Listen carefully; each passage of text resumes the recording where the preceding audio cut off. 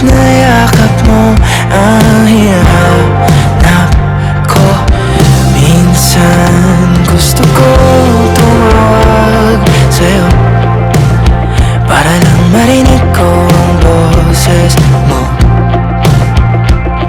Mali na ba kapag nakangiti ako? Hinahanap